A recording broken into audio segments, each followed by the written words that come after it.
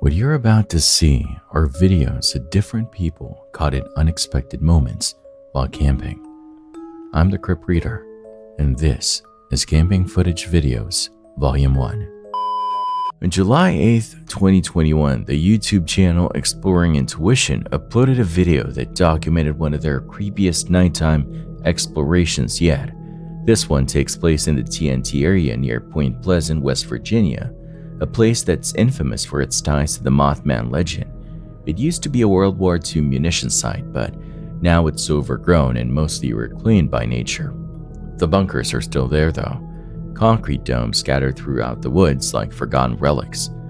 The video starts with a crew arriving after dark. Right away you can tell they're uneasy.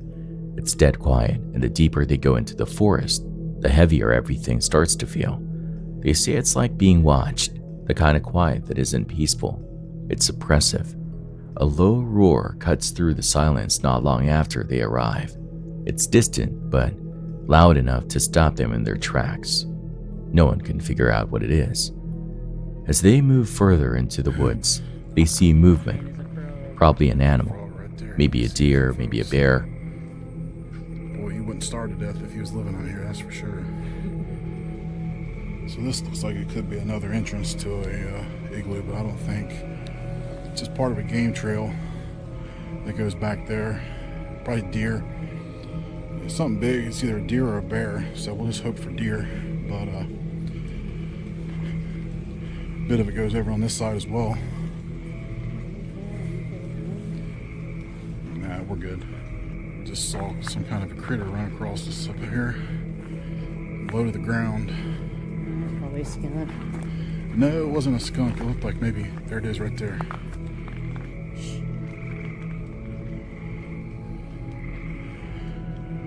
I'll tell you what, this is definitely a nature preserve because this place is alive. There's stuff moving around all around us. Okay, off to our right over here is where these office buildings. No, this is the trail that goes up towards the office buildings. Oh, that is a bunker. Wow. Boy, you just come right up on them. This one is accessible. So I'm gonna check out our first bunker of the night.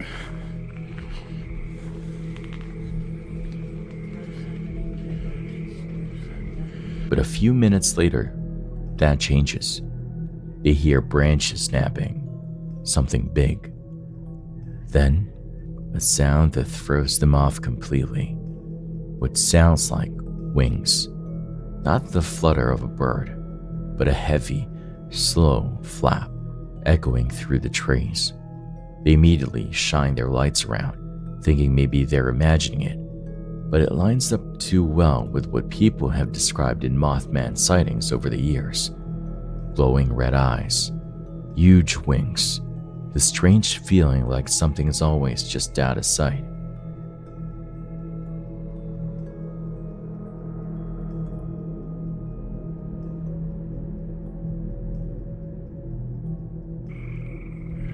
Could have been lightning bugs, but we have our first eye shine. I saw it too, actually, so I do have to concur that, don't know that I could call them red or orange, but there were definitely something up there that looked like they lasted a little longer than your typical lightning bug. Probably a deer. Well, I hope it's a deer. Well, I guess we'll find out. There's Peter Cottontail hopping down the bunny trail. Seeing him out. He is not afraid of us at all. There he goes off into the woods. He probably didn't want to jump into those weeds up there. Yeah, seeing him out like that means there's no predators out. That is true. Don't come out in the open like that nice predator there. Right there he is. It's Mothman, folks. He's coming right out of the bushes. What kind of noise does Mothman make? I mean, he has a parabiscus, or is that the right terminology? Proboscis? Proboscis.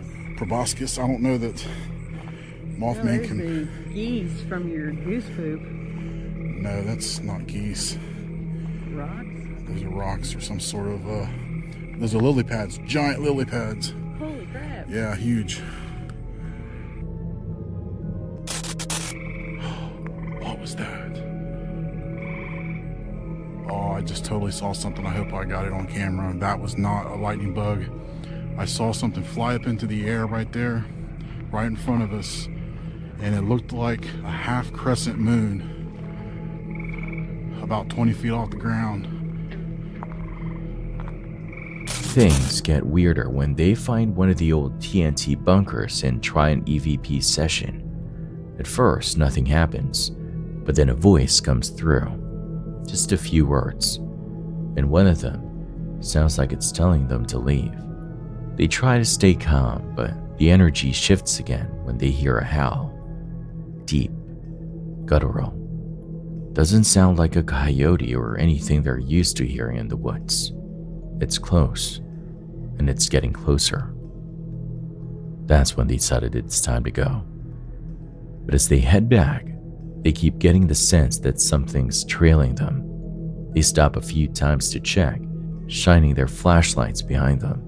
Nothing visible, but the sound of something moving just out of sight doesn't go away. At night, they would be able to tell something coming from a long distance. And we've had some weird smells, but believe what you will. But I just don't think thousands of people are lying or just mistaken bears. I gotta turn my camera on, Mary. That thing. There it is. There it is. Holy cow, that thing is following us as we leave. It's right there, folks. I mean, that thing we've been seeing the whole time is shadowing us 50 yards away from us. And we said when we left that, what if it followed us out? And it is totally following us out. I mean, what kind of animal does that? Predator. A predator would do that. Like a dog or something would have come up on us, barking or something like that. Whatever that is, definitely wants to stay. As soon as we turn our lights back on, it hides again. All right, let's just keep going. Every 50 yards or so, we'll turn and look behind us, but it's totally following us out. And there it is, it's following us out. Whatever, it's going side to side on the path. Later, when they reviewed the footage, things got even stranger. A few moments where faint shadowy figures appear in the background, sounds on the audio they didn't hear at the time. It's all subtle, but enough to make them question how much they actually missed in the moment. The TNT area has always had stories swirling around it, everything from government secrets to paranormal sightings. Whether or not the Mothman is real, it's hard to deny there's something off about that place. The team didn't get the clearest answers, but the sense of being followed, the strange sounds, and the weird visuals on camera left them rattled. Whatever's out there in the woods, it's not ready to be found. Wandering Jeepsy is this YouTube channel run by a woman who lives out of her Jeep full time. It's just her and her small dog traveling around the US, camping wherever they can. Most of her videos are pretty chill, just scenes of the road, setting up camp, and what it's like living out there day by day. In this one, she's out in southern Utah, camping overnight on BLM land. It's free to stay there, and the spot she found is open and quiet. No other campers around, the kind of place that's beautiful, but also makes you a little aware of how alone you are. She pulls up to a spot with these rocky formations around her, kind of out of a postcard. After parking the Jeep, she's converted it into a full-on tiny home. She takes a few minutes to walk the area, just to see if there's anything she should be worried about. No signs of people, no tracks or trash, just some cow droppings, which makes sense for open rangeland. Nothing dangerous, but enough to remind you that you're not completely alone out here. Once she's sure the area is good, she sets up for the night, Her Jeep's layout is clever. She's got a bed, a heater, storage space, everything in reach, even a cozy little area for a dog. It's a small setup, but it really does feel like home. As the sun starts going down, she turns on the heater and talks about what she loves about this lifestyle, being close to nature, having that sense of freedom. But she's also real about the downside. Camping alone in places like this, especially as a woman, comes with a different kind of weight. Later that evening, she's just starting to settle in, getting dinner with her small cooking setup, when a red truck shows up. It pulls onto the dirt road near her site and just stops. Doesn't honk, doesn't flash the lights, just idles. At first, she figures the driver is lost or maybe turning around, but then a couple of minutes pass, then more, still idling. That's when you can see it on her face. This is not nothing. She starts recording on her phone, just enough to let the driver know she sees them. She stands closer to her Jeep too, so she can grab her pepper spray or whatever else she might need. Eventually, the truck starts rolling again, but as it passes by, the driver looks right at her, and he's wearing a mask. Not a COVID mask or anything. Full face. That's when the alarm bells really start going off. This guy knows she's alone. He knows where she's camped. She doesn't know who he is or what he wanted, but it's enough to make her pack up. Even though it's late and the spot is pretty much perfect, she decides to leave. She says she's had a similar thing happen before, back in Mount Charleston, so it's not the first time, and honestly, no matter how well you prepare, something like this always sticks with you. She talks a bit on the drive out, not in a panicked way, just quiet, kind of processing it out loud. These are the parts of solo camping people don't really talk about. The strange cars that show up, the moments that go from peaceful to wrong without warning. The video still shows the beauty of what she's doing, the scenery, the setup, the independence, but it also gives you the reality check. Sometimes, even when everything looks fine, your gut tells you it's time to go, and you listen.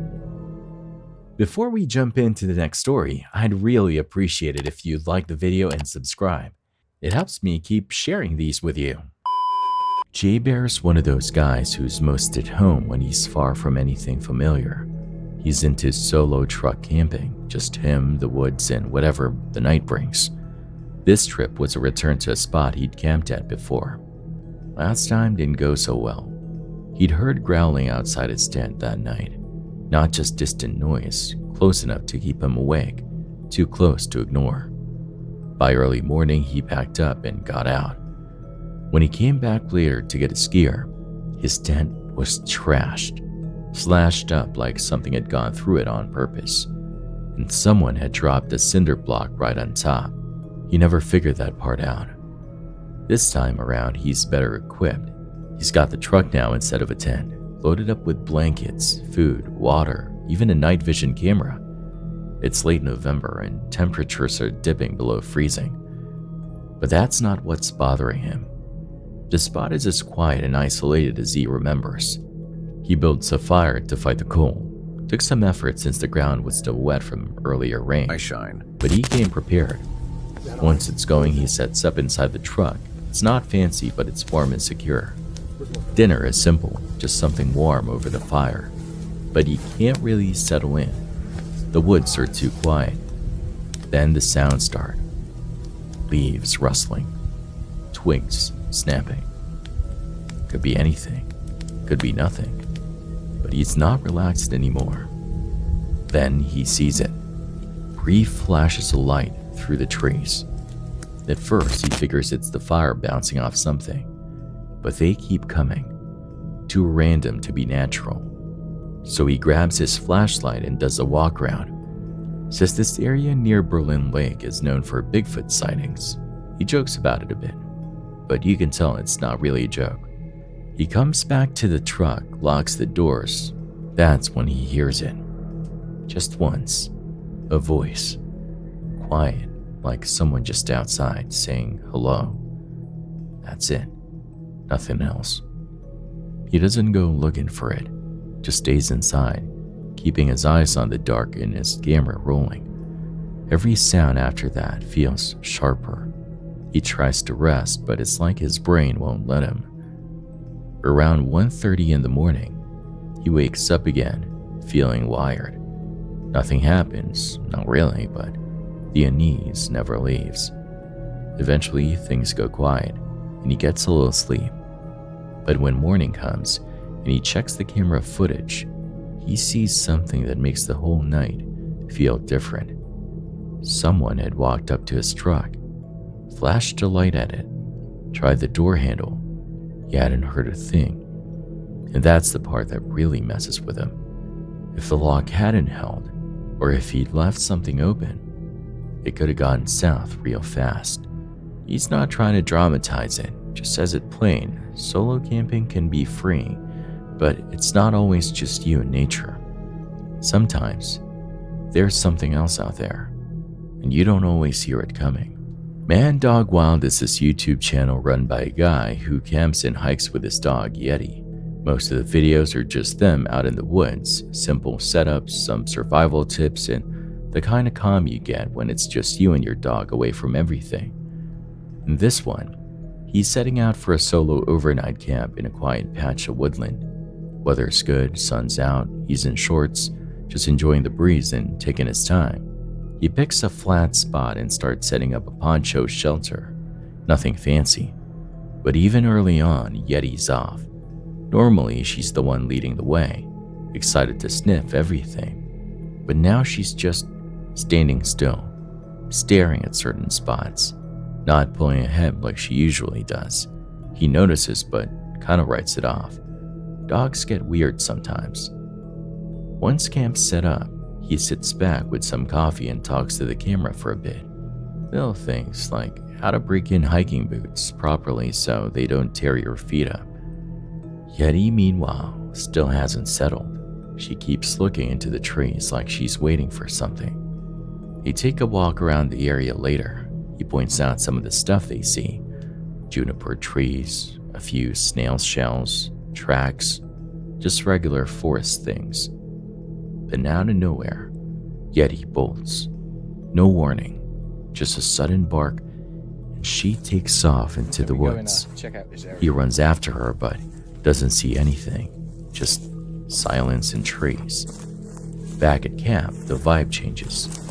While he's making dinner, Yeti keeps staring into the dark, low growls here and there.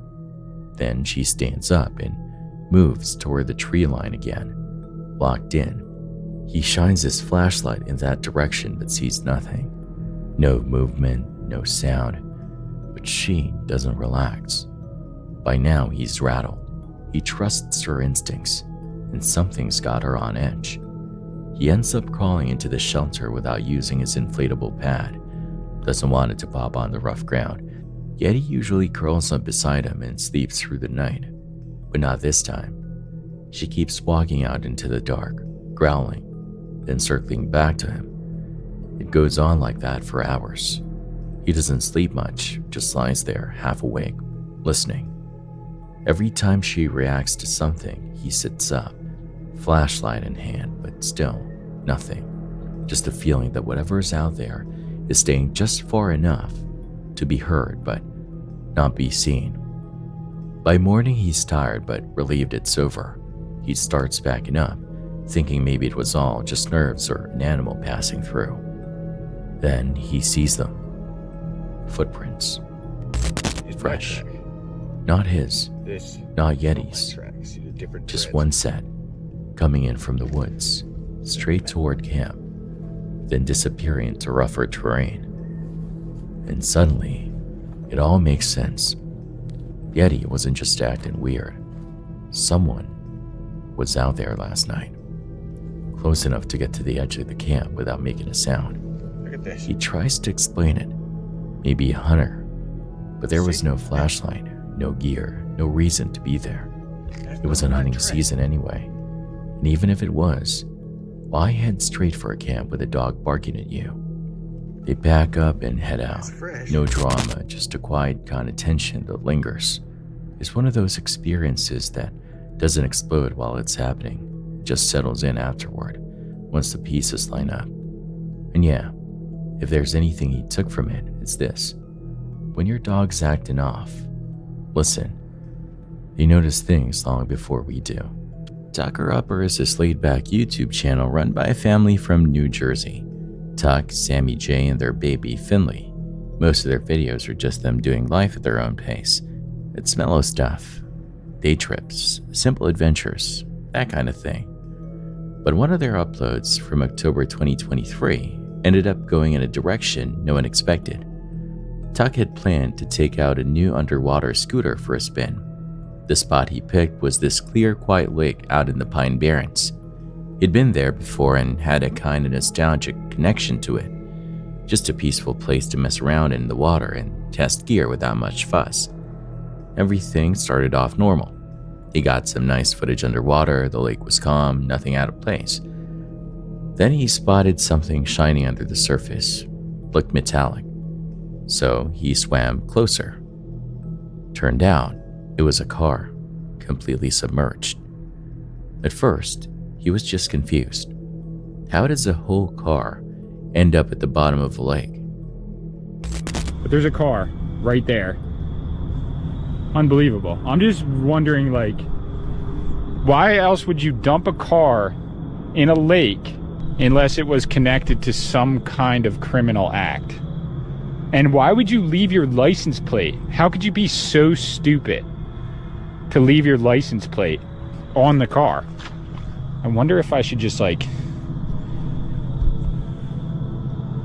No, you guys can see it. It's not really that,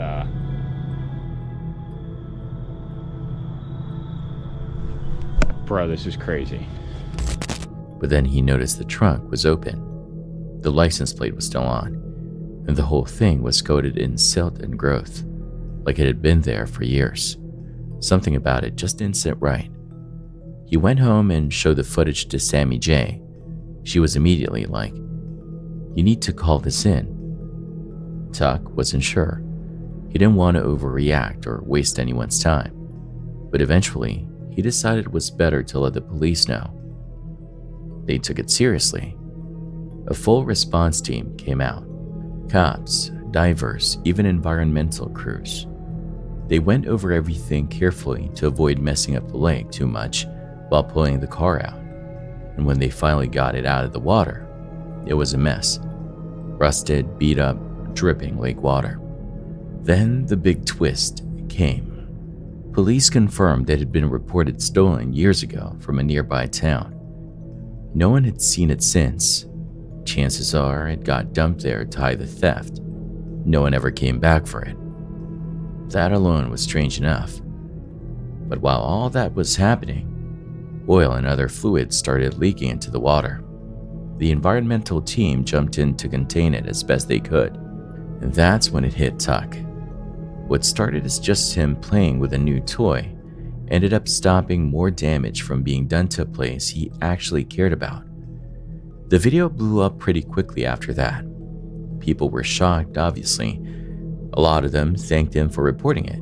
Some tried to figure out who the car might have belonged to or what happened, and others just appreciated the fact that he took action when it would have been easy to ignore it.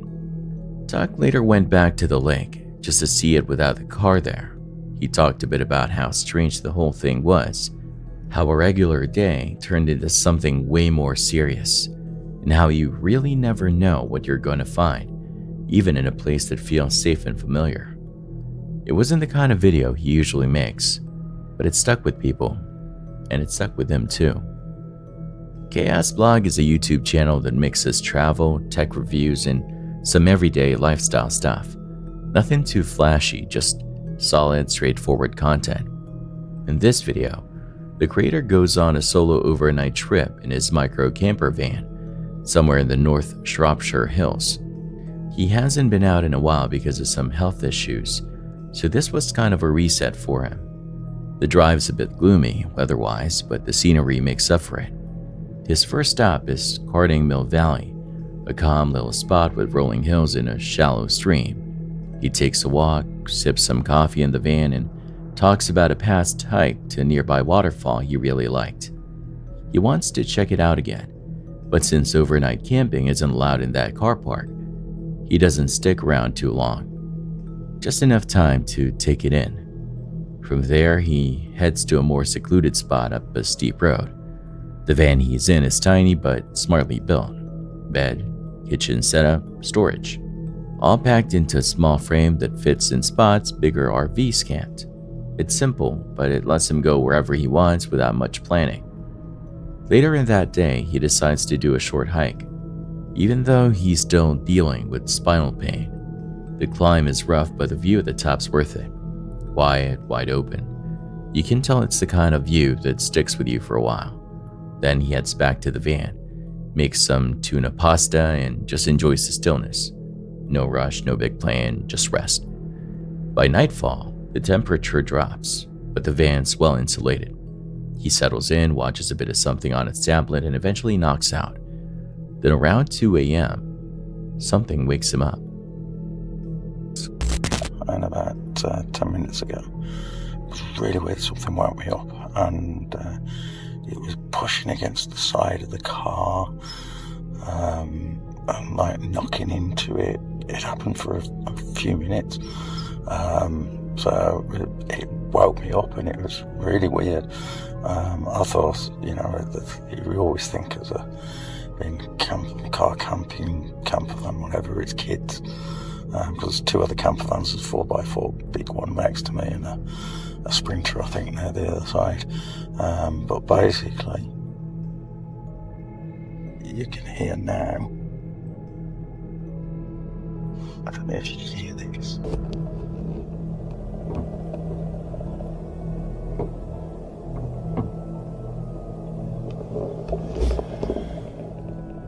His mind runs through possibilities. Maybe it's a person. Maybe it's just animals. He remembers there are two other camper vans nearby, a 4x4 and a Sprinter.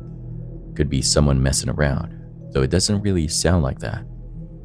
Then he hears some shuffling outside. Hoof sounds, maybe. The area has free-roaming livestock, so sheep or horses wouldn't be unusual. But in the dark, with no lights outside and no real way to see, he figures it's better not to go out and check. He just locks the doors and waits. Eventually, the noise stops. Then it starts again. Twice more before the sun comes up. He doesn't sleep much after that. In the morning, with everything lit up and calm again, the whole thing feels a little less heavy. Could have just been animals brushing past in the night. Or not. Hard to say. Either way, it's one of those moments you don't forget. Not because something dramatic happened, but because of how close it felt to something that could have.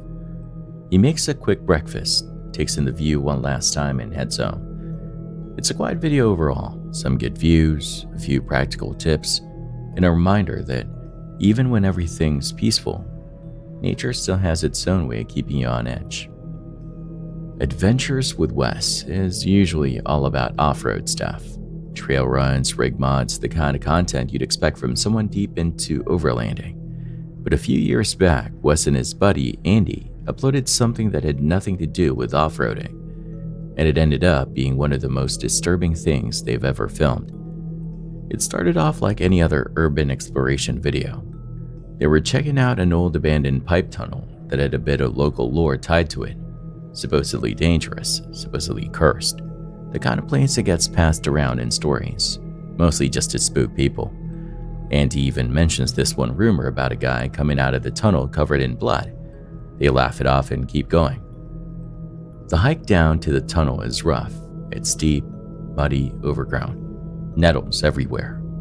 But they push through, still in good spirits, still joking around. That shifts pretty fast once they get close. The smell hits first. It's the kind of stench that turns your stomach before you even realize what it is. Rot, dead fish, something else you can't quite place. It's heavy in the air, and it's not going away. Then come the flies, tons of them, just swarming the entrance. That's when Andy says what they're probably both thinking. This feels like the kind of place someone might dump something they didn't want found. Still, they go in. The tunnel's dark, damp, ankle-deep in water. Every step slick. The echoes make every little noise bounce back at them like something's following behind. They keep walking, but the smell just keeps getting worse, and the flies get thicker. Then Andy spots something ahead, some kind of large object in the water, wrapped up tight. At first, it looks like junk, like maybe it's just trash caught in the runoff, but it's not. As they get closer, they realize exactly what they're looking at. It's a body, wrapped, sealed up, and left there. There's a beat where neither of them really says anything. You can tell they're both trying to stay calm, but it's obvious the panic's setting in. They back away carefully but fast. No more talking, no more joking, just the sound of them getting out.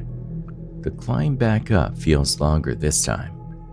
Every branch snap, every echo in that tunnel behind them suddenly feels like a threat. Wes keeps filming, but you can hear the shift in his voice. No one's playing it up, it's just raw. Once they're out, Wes makes the call to the police, gives them the location, tells them what they saw. Andy's still shaken, says he can't get the smell out of his head, or the sound of the flies. The whole thing feels like it belongs in a dream you can't wake up from. They don't try to explain it, they don't speculate, but they both agree someone put that body there on purpose.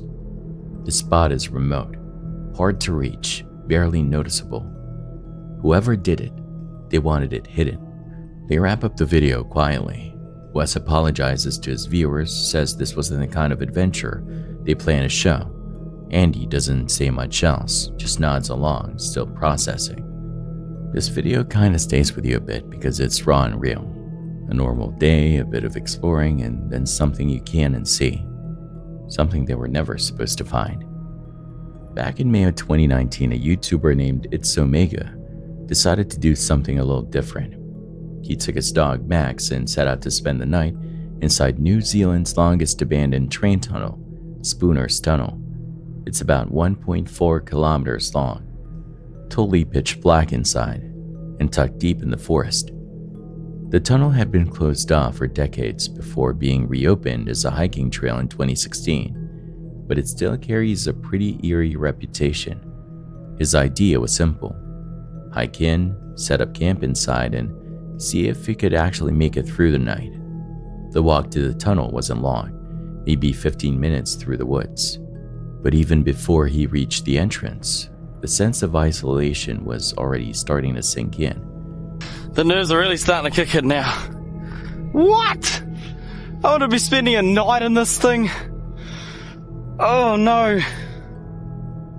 I don't know about this, guys. What the frick? And when he finally stood in front of the tunnel, he just swallowed all the light behind him. There's a certain kind of dark that doesn't feel natural. This was that. Still, he pushed forward. Inside, the air was wet and heavy. His flashlight barely lit more than a few feet ahead, and all he could hear was his own footsteps echoing back at him. Max trotted beside him, quiet, alert. They kept walking deeper until they found a spot that felt flat enough to camp on. It is totally dark now. The sun's gone right down. There's no more light left. If I turn my light off, now this is the freaky thing. When I turn this light off, it is totally pitch black and silent. You ready? Here we go. Wow. Omega laid out his sleeping bag, sorted through his gear, and tried to settle in. But there's a difference between camping in the woods and camping underneath them. He cooked a simple meal, some canned buttered chicken in one of those breakfast packs. Tried to pass the time, but even then, you could tell something was off. Faint noises started to come from deeper inside the tunnel. Nothing obvious, just distant sounds that didn't feel quite right. Maybe echoes, maybe not. Then Max started acting weird. He didn't bark or bolt, but his body tensed up, ears up, eyes fixed on something Omega couldn't see. That's when the flashlight started sweeping around a lot more. Still nothing. Around 2 in the morning, Omega finally gave in to the feeling that something was out there. So instead of just sitting with the unease, he took Max and started walking further into the tunnel. That's when things got worse. There were whispers, just faint enough that he couldn't tell if they were real. Then the sound of movement, but no clear direction. It felt like it came from all around them. The acoustics made it impossible to pinpoint. And then the toy started playing. It was a high-pitched melody, the kind you'd expect from a kid's music box, completely out of place. It echoed through the dark like it didn't belong there. Omega's flashlight started swinging, but it didn't help. There was nothing to see, just wet tunnel walls and empty space. Then came the footsteps. More whispers. I don't know if you guys can hear this on the camera, but there's something. What is that?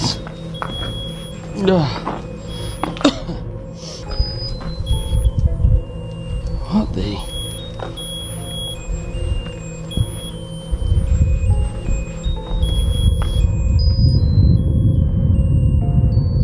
Hello? That awful feeling you get when you know you're being watched, even if you can't prove it. That's just creepy as... What the hell? Is anyone here? What is that? Oh! Fire out! Max!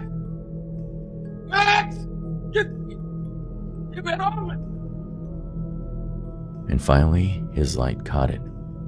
Someone standing there, not moving, just watching from a distance. That was it. Omega grabbed his stuff in a panic, told Max to stay close, and made a run for it. No more testing limits, no more waiting to see if it would pass. The whole way out, he could still hear things behind him. Voices, footsteps, maybe real, maybe not. But when he finally stepped back out into the open, it was like taking a breath for the first time in hours. He didn't say much after that, just reflected quietly on the fear, on Max's behavior, on how quickly things spiraled from adventurous to terrifying. He didn't claim it was paranormal. He didn't jump to conclusions. But whatever was down there, whether it was a person playing games or something less explainable, he left that tunnel with one clear takeaway. There is more than just shadows in that kind of darkness. Sky runs a channel called Swamp Valley, and this one trip was supposed to be just a casual outing. He and some friends headed out to a wooded area not too far from home. Nothing wild, just a simple backpacking trip to unwind and enjoy the peace. But right from the start, something about it didn't sit right. Sky couldn't explain it, just one of those gut feelings you get sometimes when you're out in nature and things are a little too quiet. He didn't say anything at first, probably thinking it was just his nerves playing tricks on him, but it stuck with him. Then he started noticing something, or someone, off in the distance, a shape, always behind him. Hey, I don't want to sound like a big pansy. This is really freaking me out. Somebody is actually following me, and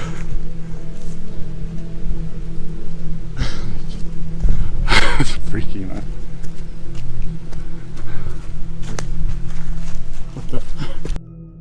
At first, he thought maybe he was just catching shadows between the trees, but it didn't stop. Every time he turned around, it was still there. Same distance, same figure, just watching, not moving toward him, just there. It's hard to describe what that kind of thing does to your head. It wasn't like a jump scare or anything loud. It was the slow realization that someone might actually be following you out in the middle of nowhere, and no one else is around to help if it turns bad. Sky decided not to panic.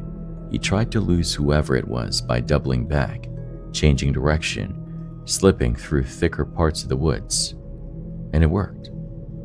For a while at least, the figure was gone.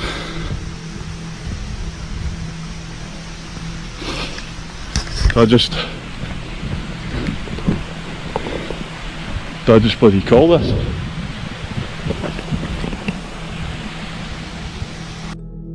But instead of heading straight out, he made a decision most people probably wouldn't. He circled back.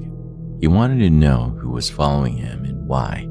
Maybe it was curiosity, or maybe it was just that lingering discomfort that wouldn't let him leave it alone. That's when things went off the rails. He found the guy, or rather the guy found him. But this time, it wasn't just quiet stalking from a distance. The man suddenly doused Sky in gasoline, just like that, and came at him with a flaming stick. Jesus! No! No! Fuck! Jesus!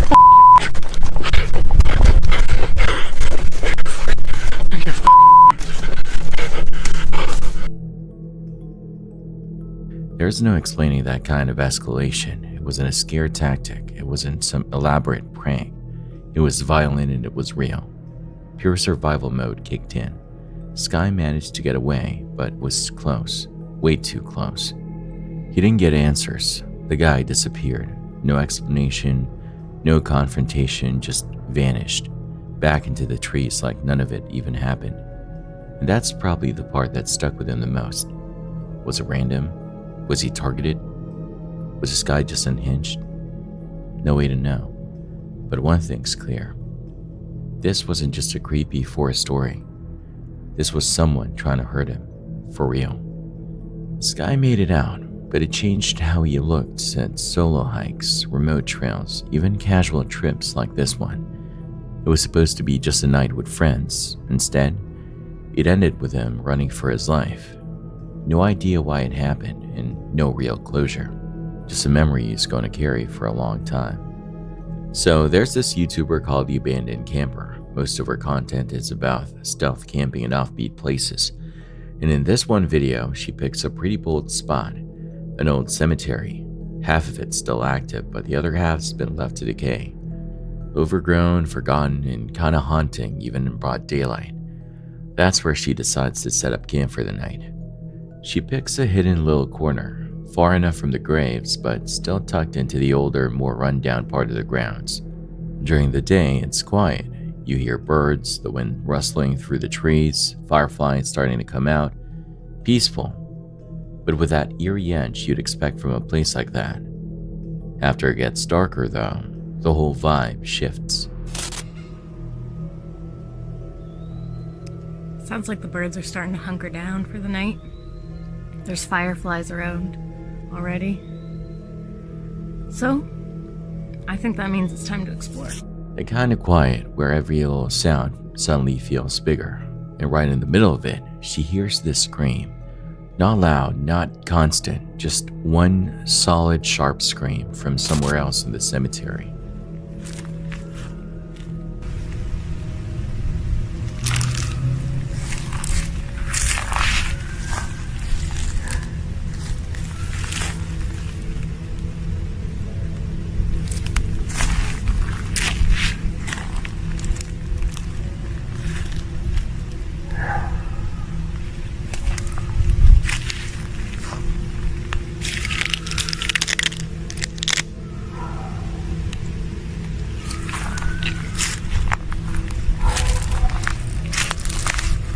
Could have been a person, could have been an animal, could have been anything really, but it was enough to make her stop and take notice.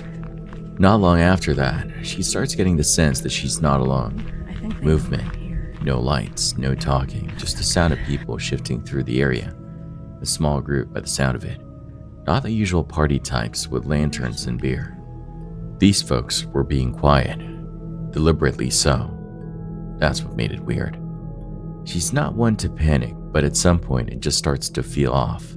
Like whoever's out there might have already seen her. So she goes back to camp and tries to reset. Lights a small fire, cooks something simple. Tries to act like things are normal, but that feeling doesn't go away. Every small sound out there feels like it's getting closer. Eventually, she decides to put the fire out. Not because she's scared of animals or the weather turning bad. Walking around back here. They don't have headlamps on, but like I said in my last video, I do not like being around people in the middle of the forest, especially when it's dark out. So I might pack up and get out of here. But because it suddenly feels like the fire is announcing her exact location to people she doesn't trust, that's when she knows it's time to pack up and go. She does it fast. She doesn't waste time. She doesn't make a fuss. Just gets everything back in the van and quietly slips away. No drama, just a clear sense that the risk of staying far outweigh the reward. Looking back, she says it's not the cemetery itself that got to her. It was the people, or whatever those people are doing out there in the dark. She's been on a lot of sketchy stealth camping trips before, but this one stood out because sometimes it's not the place that's dangerous, it's the company you didn't ask for. It's one of those videos that reminds you how thin the line is between adventure and danger, and how knowing when to walk away, especially when you're out there alone, is just as important as being brave enough to go in the first place. This one's strange. It's a video that starts off like any other backpacking trip. A group of friends out in the woods walking a trail, not expecting anything out of the ordinary. The kind of setting that's supposed to be peaceful, trees, fresh air, just nature doing its thing. But at some point, something changes. They're hiking along when they hear something from above. Not the usual rustling leaves or birds, this was different. Odd enough that they stop and look up. And that's when they see him. There's a man up in the trees, just hanging there, swinging slightly, but not like he's moving himself. It's weird.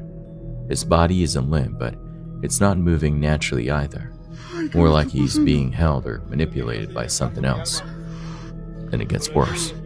There's something above him. A creature. Hard to make out clearly, but you can see it latch onto his neck. At first you're not sure what's happening. Is it feeding on him? Controlling him? It's not clear. Maybe that's what makes it so disturbing. You don't get answers, just this awful image of something being very wrong. Eventually the man starts coming down from the tree. Not falling. Descending. Slowly. Intentionally. And it doesn't feel like he's trying to get away. It feels like he's coming toward them. That's when the panic really sets in.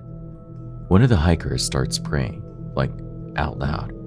You can hear the fear in their voice, trembling, almost whispering the words. It's not staged or theatrical, it just feels raw, like someone trying to keep it together when everything in them is telling them to run. The footage itself is grainy and rough, what you'd expect from a group of hikers not planning to film something like this. The story goes that this video is pulled from the dark web, and yeah, that part's hard to verify. People say a lot of things about the dark web, but it adds to the mystery, because whether or not it's real, there's something about it that sticks with you. Could it be a hoax? Sure, but if it is, someone went to great lengths to make it feel real. The silence of the forest, the timing of the sounds, the reactions, there's no big payoff or over-explanation, and maybe that's why it works. You're left with the image of that man, the thing above him, and the possibility that whatever happened wasn't just weird, it was dangerous. And the scariest part? It's not just the thing in the tree, it's the feeling that even if you were there, even if you saw it with your own eyes, you still wouldn't know what you were looking at. Just something that shouldn't be, something that doesn't belong, and you wouldn't be able to forget it. This one follows a solo backpacking trip to Devil's Lake. It's one of those places that feels like it's holding something, part natural, part wonder, part lingering energy you can't quite explain. The guy behind the camera had been wanting to do this for a while, and with the weather looking decent, he finally committed to a quick overnight from Thursday to Friday. Before heading out, he runs through the usual prep, picking up gear, airing out his tent, making sure everything's in working order. You can tell he's excited. Nervous maybe, but excited. Devil's Lake has a reputation. Native Americans considered it sacred, and later stories started calling it haunted. Whether you believe that stuff or not, it's hard to ignore once you're out there. When he arrives, the first thing that hits him is how beautiful the place is. Massive rocky bluffs, dense trees everywhere, and trails that weave through some pretty rough terrain. But the deeper he goes, the more the air seems to shift. It's subtle at first. He chats with a guy who's been coming to the park for years, and that guy casually drops stories about seeing shadowy figures and hearing growls at night. Never been in this part of the campground before, and some guy commented on my shirt and he asked if I was a ghost hunter. I'm like, so I explained to him that I have a YouTube channel and what I was here for, and as a matter of fact, the guy has been here. He's been coming here for 30 years in this very campground in this area that I'm in, because this place is huge. He said he's had experiences here throughout his whole 30 years, and that's why he comes here. So he actually went and subscribed to my channel as I was talking to him. He was on his phone and he subscribed to me. So thanks, man. I didn't catch your name, but thank you so much. He said there's a lot of shadow figures in the site that I'm at, or in this general area. People have experienced all sorts of things in here. Growls, yes, those could be animals, especially the shadow figures are a thing here, and that's what I'm going to be investigating tonight on site. The way he says it, like it's just part of the scenery, is what really gets you. As the sun starts dipping, he heads out on one of the harder trails, pushing toward Balance Rock. The name sounds simple enough, but the trail there isn't. Loose rocks, steep climbs, thick overgrowth. He's documenting everything. So over here I heard something. Could have been a rock that fell. What was that? I heard something over here walking on the floor. But you can hear it in his voice. There's a tension settling in.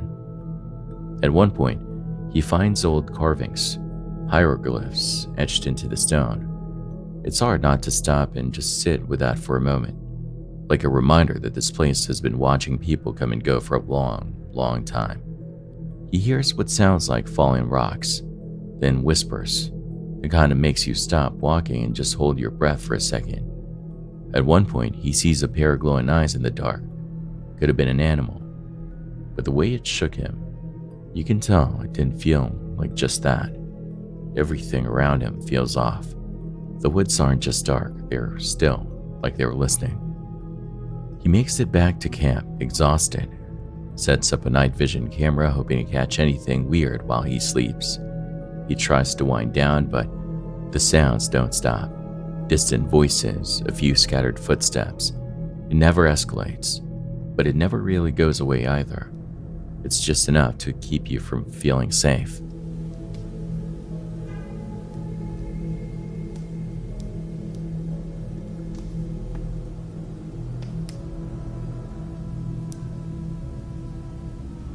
Next morning, the hike back up to Balance Rock hits different. In the daylight, things don't feel as heavy. The view from up there is stunning, like everything you just went through the night before didn't happen. But it did. And standing there, you can feel the weight of that contrast. Relief, awe, and maybe a little unease that never quite left. He wraps up the trip, reflecting on what it took to get through it. Physically, yeah, but emotionally too. Devil's Lake gave him everything. Beauty, challenge, a touch of fear. And he walked away with more questions than answers. And maybe that's the point of going to places like this. Not to figure them out, but just to feel them. This video comes from Ved Kulberg, a YouTuber known for documenting his outdoor trips across Sweden with his dog Riley. The one we're talking about was filmed over 4 years ago, back in July 2020 during a solo camping trip in the Swedish Lapland. It starts off calm and quiet, just Ved and Riley heading up a mountain for a peaceful night out in nature. But that calm doesn't last. At first, everything's pretty ideal. The view is beautiful, weather's decent, and Ved gets to do a bit of fishing, something he clearly enjoys. He cooks up what he catches over a campfire, and for a while, it's the kind of content you'd expect from someone just enjoying the quiet of the outdoors. Riley's by his side, the vibe is relaxed. Nothing seems out of the ordinary. Then Ved spots something in the distance. A bear. At first, it's far away enough that he's just watching it. He doesn't panic. Swedish bears aren't usually aggressive. They tend to steer clear of people. But this one isn't leaving. It's not just passing through, it's getting closer. That's when things shift. You can hear it in Ved's voice. He's trying to stay calm, but there's tension. He keeps repeating himself, probably out of habit or nerves, as he tries to figure out what to do. When the bear starts heading toward their camp, He knows it's no longer a wait-and-see kind of moment, and then it charges. It's quick. Ved doesn't waste time. He starts yelling, making noise, trying to look bigger, anything to let the bear know he's not prey. Nej, kom inte hit! Nej! Nej! Kom inte hit! Kom inte hit! Nej, nej, nej, nej! Nej, nej! Gå bort! Gå bort! Kom inte hit! Kom inte hit! Kom inte hit! Gå bort härifrån!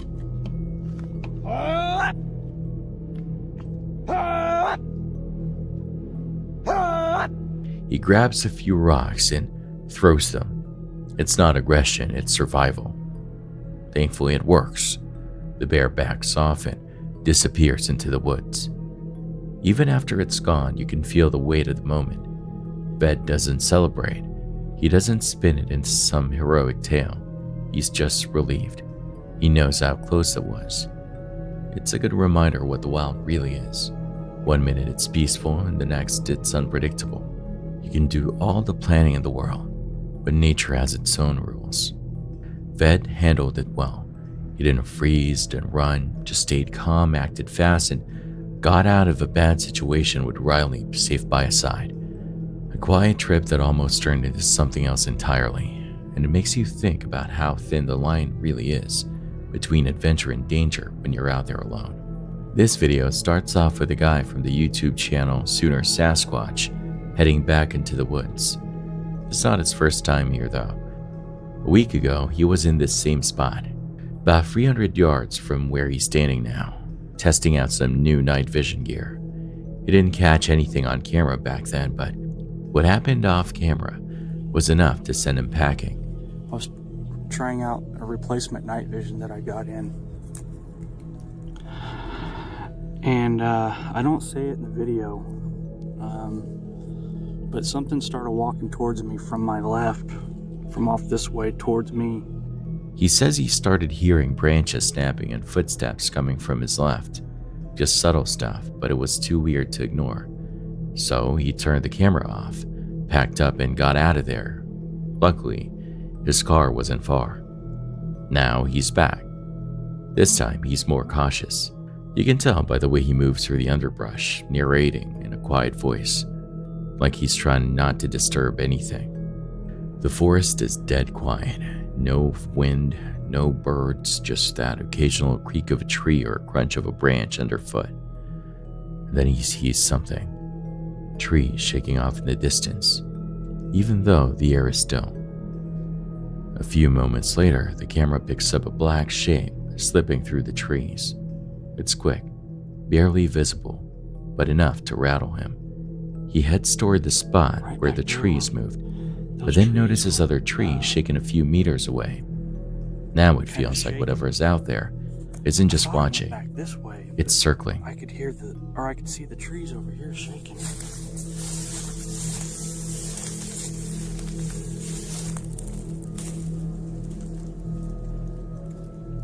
See, I'm still hearing something over here.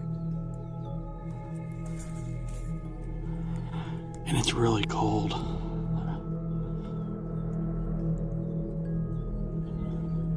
I keep seeing a black shape in there. He admits he didn't even plan to shoot a video.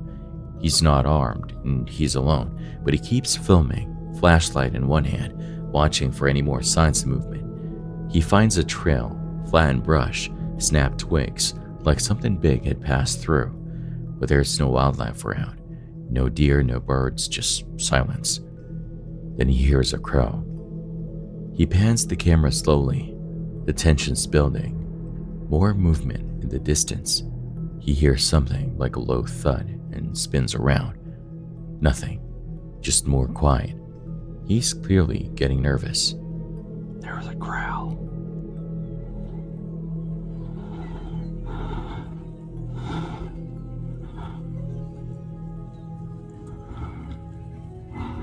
I'm gonna do a real slow pan and then I'm getting out of here.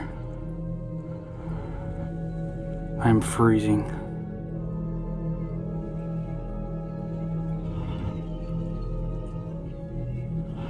Whatever whatever it was got quiet.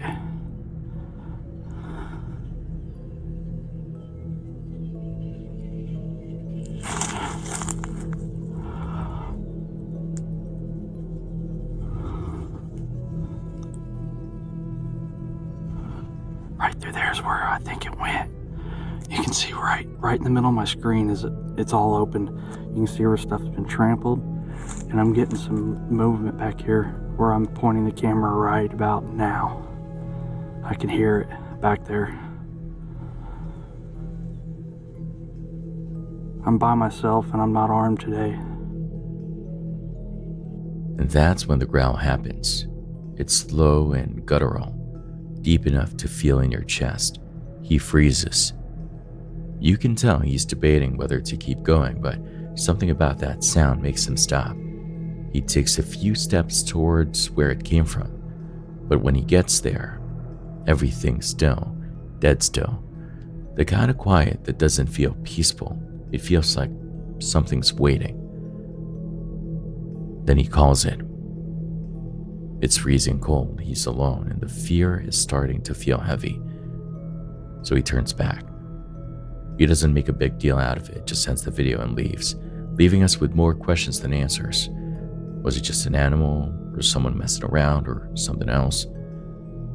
Just when you think that's the end, the next part of the video jumps to him checking out a cornfield later that night. And that one, that's where things get really weird.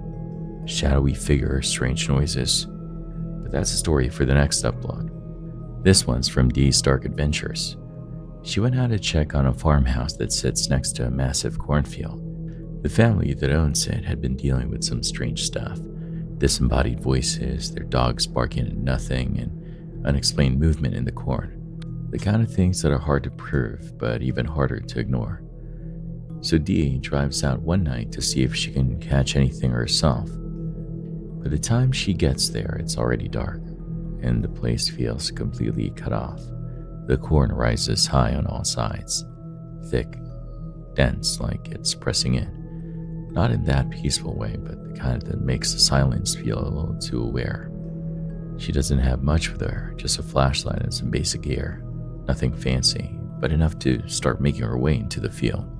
Okay, something laid out a pile of corn here.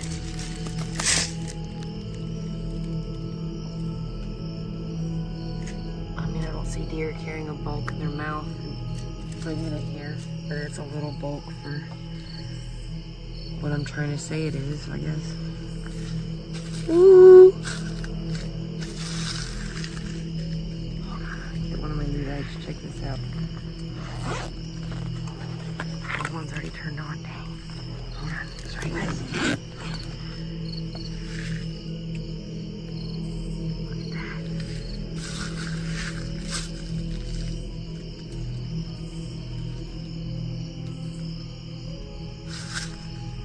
What was that? I'm hearing a howling. That's up those dogs. It's coming from that way. Those dogs can't go that far. They're on a restraint thing. Okay. At first, nothing stands out. Just the wind brushing against the stalks and the dry rustle of leaves. But even that gets under your skin when you're out there alone. Then she spots something odd, small pellets of corn on the ground. Not scattered though, stacked, arranged, like someone had taken their time placing them there on purpose. Straight lines, matching shapes. It's precise, too precise. And it shifts the mood instantly. In the distance, dogs start barking. Far off, but the tone cuts through the stillness. They're restrained, so they shouldn't be reacting to anything that close. But something's definitely got their attention.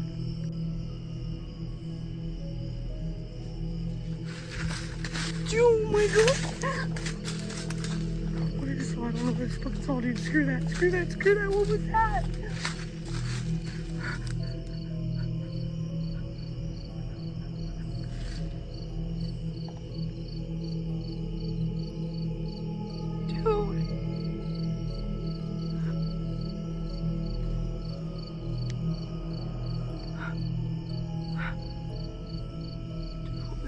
can't do this. No, I can't do this, guys.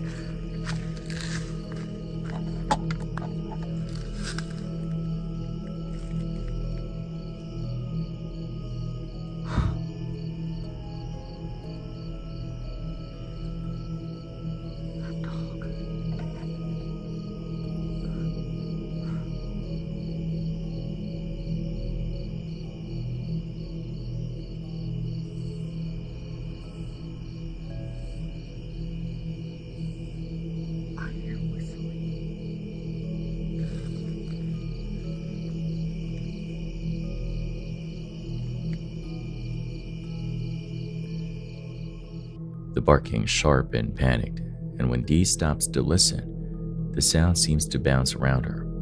No clear direction, like it's coming from everywhere. As she moves deeper into the core, the noise changes. Leaves give way to sharper sounds, twigs snapping, dry crunches underfoot. Something's moving out there, and not by accident. Then comes a chirping sound, high-pitched. At first it almost sounds natural, like a bird or an insect. But it grows louder, more erratic, and it starts circling her. Not in a pattern, just orbiting, staying just out of reach.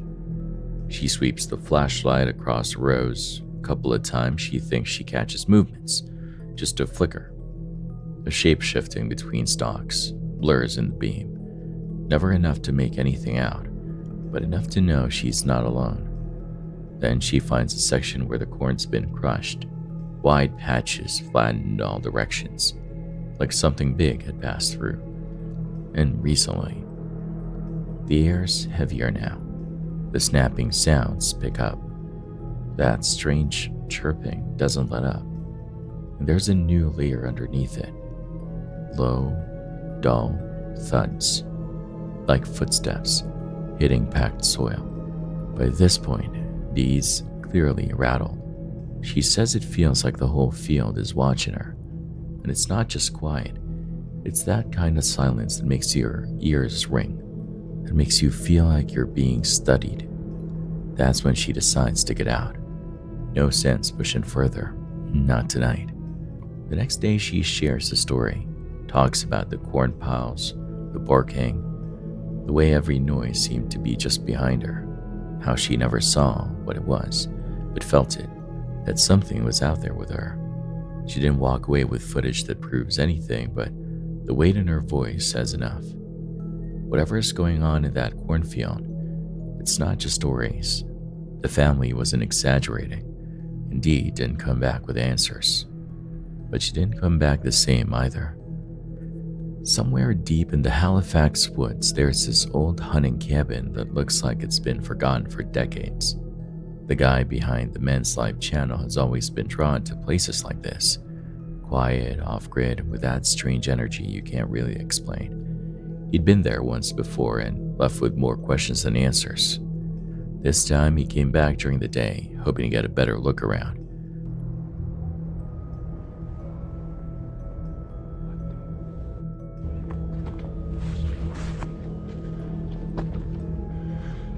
So there's the cabin that I was talking about. If you guys missed our main channel video, I will link it down below. But we straight up stumbled across this at nighttime.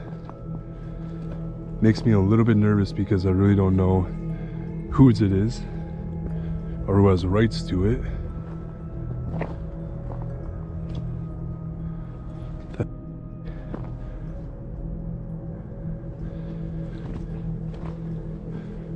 Hello? Somebody in there? So sketch. There's antlers on the top.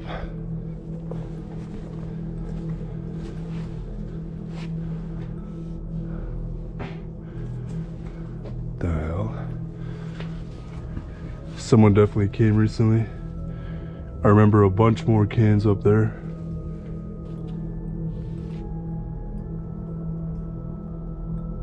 As of right now, I feel like I'm being watched. Like instantly. The forest was still, not peaceful, just still. like the kind of quiet that feels heavy. Every step he took seemed too loud, like the trees were listening. Then the cabin came into view. Faded wood, lopsided roof, and antlers nailed to the top like some kind of warning. It didn't look welcoming. Inside, things were off. Items had clearly been moved since his last visit. Not much, just little things out of place, but enough to make you pause. Around the cabin were old tools, rusted car parts, and scattered debris. Signs that someone had used the place, but not recently, or maybe too recently. Hard to tell. That's when the sound started. Not loud, not obvious, just off. Listen. That's a bird. But I keep hearing like movement. A twig snapping here, a rustle over there. At first it could have been an animal, maybe the wind, but they kept happening. Louder, more intentional, like someone was tracking his steps from just out of view. He decided to check out one of the overgrown trails behind the cabin. The path was barely visible, swallowed up by ferns and thick brush. But something had moved through there recently. The plants were bent, broken, footsteps maybe, something bigger than a deer. Then came the whistle.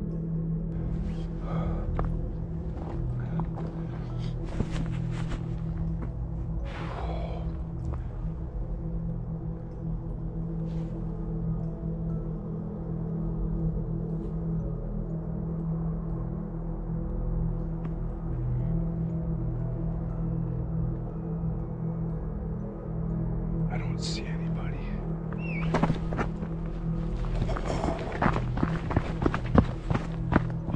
Oh shit!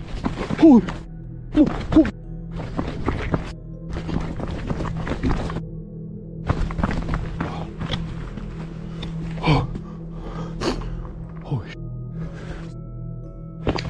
They just noticed me. They just noticed me. Okay. I don't know if they're coming.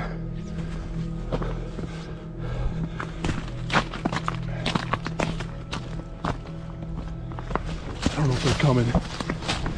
One sharp note. Human, no question. It wasn't a bird and it wasn't a wind. It sounded like a signal, like someone letting someone else know exactly where he was. He froze. Then another sound, a crash in the trees, farther out but not far enough. That was it. He didn't wait to figure it out. He turned around and started back toward the cabin, fast but not quite running yet. Every step behind him felt too loud, like whatever was in the woods was matching his pace. He didn't look back, he just kept moving, faster now, until the trees thinned and he saw his vehicle. He didn't stop to catch his breath either. He got in, started the engine, and didn't look in the rear view until the cabin was long gone. Later, when he was back home and trying to process what happened, it wasn't the crash in the woods that stuck with him. It was the whistle. It had a purpose, whether it was a warning, a lure, or something more sinister. He couldn't shake the feeling that it was meant for him, and that maybe someone out there is still waiting.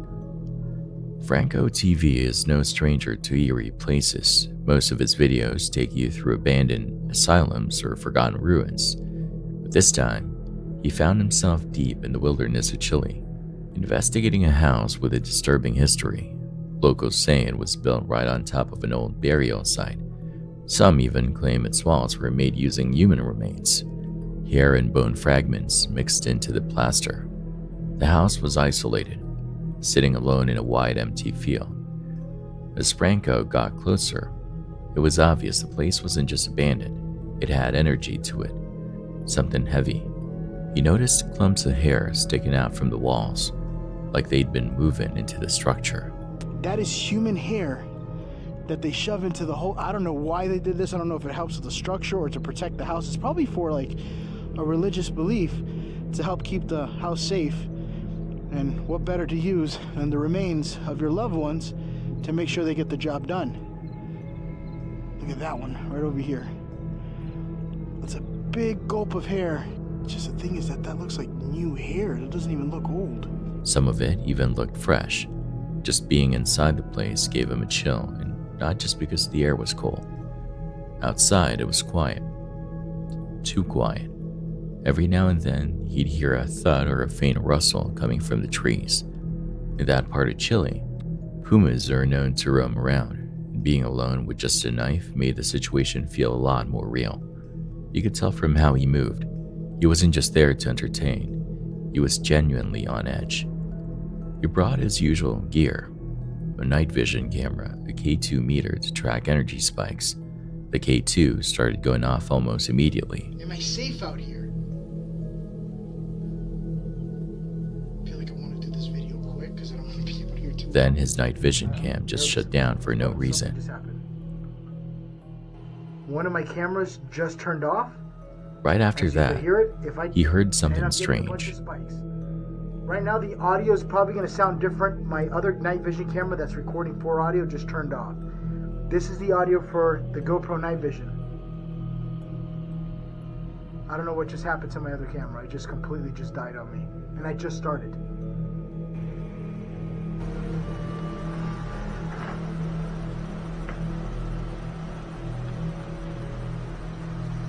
What was that?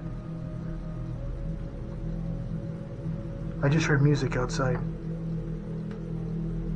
Music.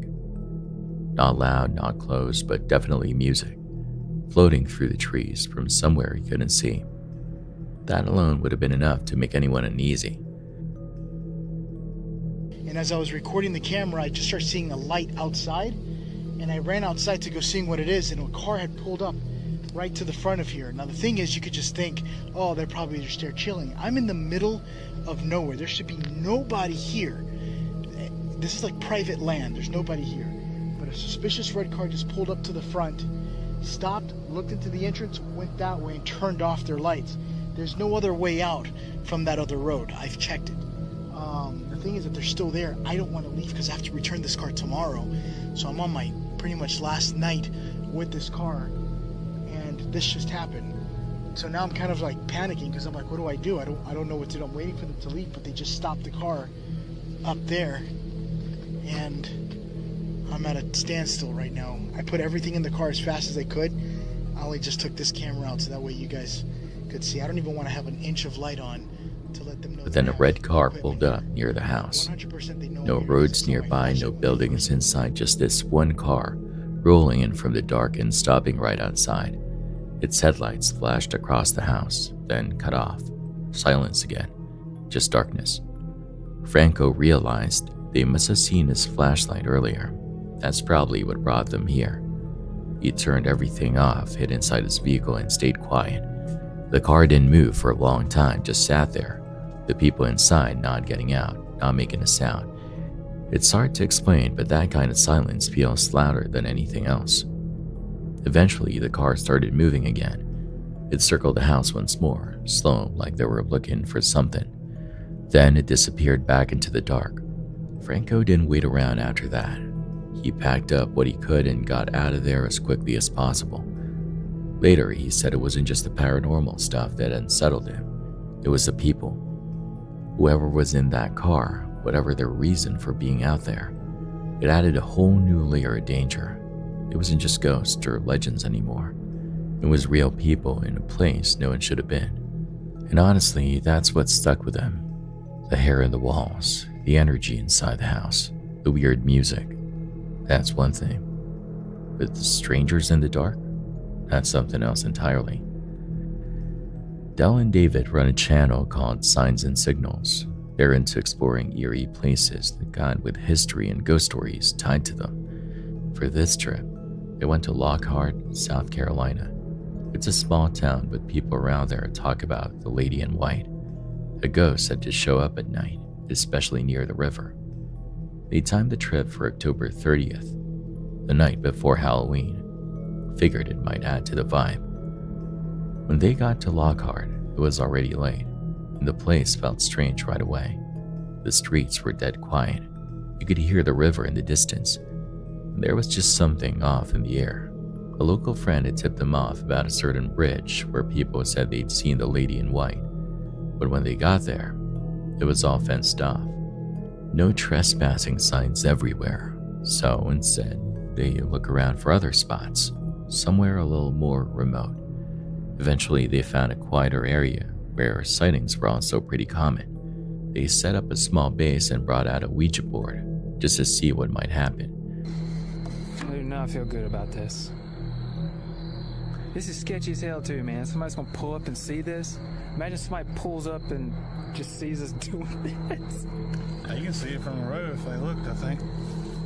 Oh God, are they turning? No. These might. Dude, this is so fucking sketch, bro. We got it. Let's get it over with. At first, nothing really did. A few cars passed by now and then, but it was mostly still. Then they heard it. A scream, clear and sharp. A woman's scream. Oh! Oh! Not close, but not that far either. It echoed through the trees and it stopped both of them cold. Somebody got hurt. That sounded like a woman too. Hey! I got goosebumps, dude. Yo, are we really gonna go down here? Hey! Are you okay? There's no way we can even get to whoever it is.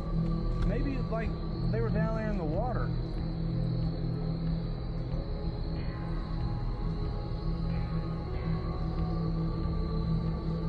I don't know, dude. Are we supposed to call the cops or something? I don't really know. I feel like yes, kinda. Could that be like an animal though? They say bobcats do. Yeah, like a screeching sound. They tried to explain it away, maybe a bobcat, maybe someone in trouble. Either way, they decided to check it out. They followed the sound down toward the riverbank, calling out to see if anyone would answer. Nothing, just the crunch of leaves underfoot and the beam of their flashlights cutting through the dark. The further they walked, the heavier everything started to feel, like they were somewhere they probably shouldn't be. After a while, they gave up and headed back to the car. That's when it happened again. Dell glanced at the rearview mirror and saw something white move near the back of their vehicle. Dude, what? I swear to God, I just saw something go behind the car. Lock the door. What? Dude, turn your cam on. The backup. They didn't waste time.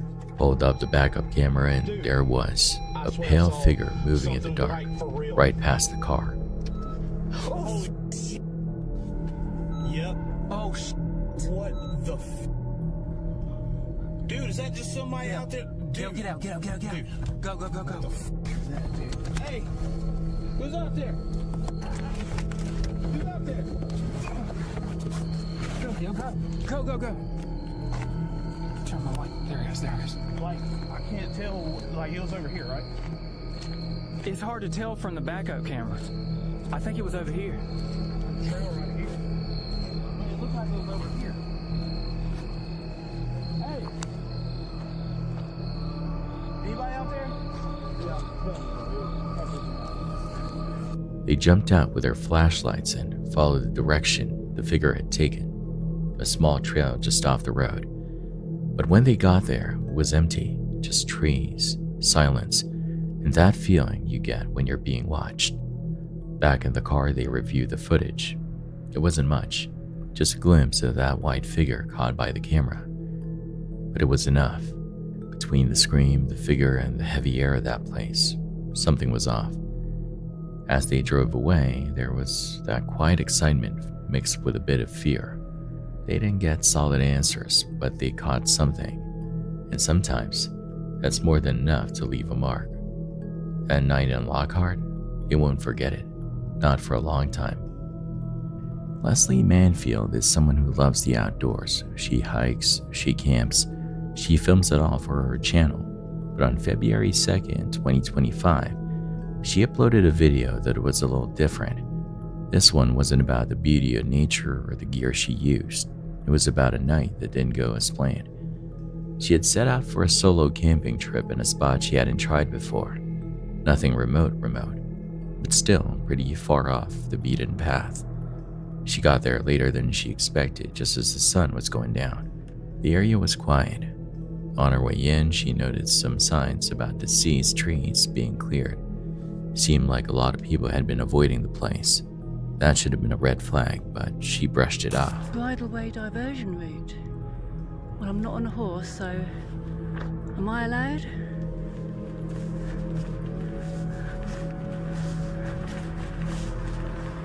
Bridleway closed. We're felling the diseased and dying ash trees along this bridleway. Oh my goodness, I've only just come here once. I just need to just skirt around the edge of this.